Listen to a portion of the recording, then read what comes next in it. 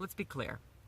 The goal here is to make good stuff. Stuff that inspires and entertains. Sometimes when I'm scribbling these episodes together at the beginning of the week, I get scared that I won't be able to make this episode meet with my ultimate goal. That is, I won't be able to make this week's video good. For whatever reason. Lately, it's been that I don't have any time or energy. Interestingly, my mind makes the jump from this video may not be as good as I'd like it to be, to everything I've ever made is crap and I won't be able to make any good videos in the future. This is illogical. I recognize that. But in the moment, it feels normal. It's only after I've actually hunkered down and made the video that I recognize that it's the worst possible thing I could do for myself. Because of outside factors, I'm low on time and energy. This makes me worry that I'm not going to be able to make good stuff. And so what do?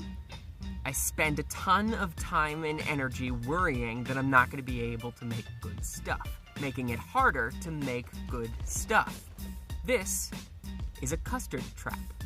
Custard, in case any of you don't know, is a non-Newtonian fluid, which means that when you hit it, it stiffens and it pushes back against you. This means that you could walk over large pools of custard just by continuing moving, just by making sure that you don't stop moving.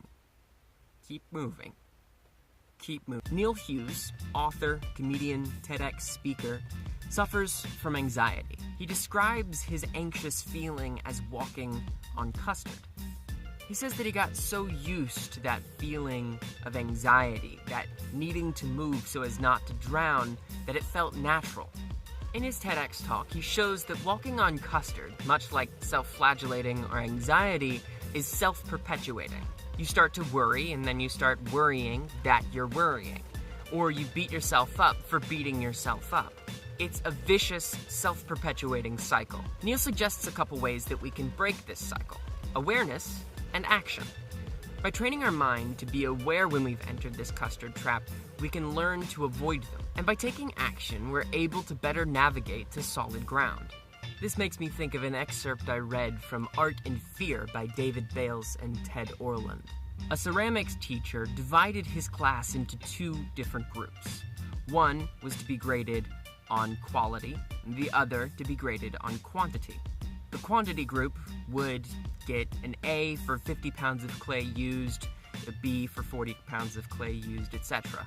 The quality group only needed to make one pot, albeit a perfect one. At the end of the class, the teacher noticed that the best pots were coming from the quantity group, while the quality group was worrying and theorizing on how to make the perfect pot. The quantity group was learning from their mistakes, practicing.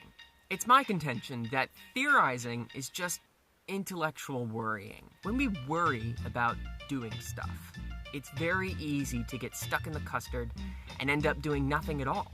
The best way around that, Neil Hughes, Ted Orland, David Bales, and I all agree. Do something. It doesn't need to be life-changing. You only have one criteria to follow. It can't be worrying. Even if it's the wrong thing, you're simply breaking the cycle. You can worry about doing the right thing later, but don't worry. It's okay. Right now, you're just laying the groundwork for a more helpful system in the future. So until next week, don't worry, do anything, and thank you for watching.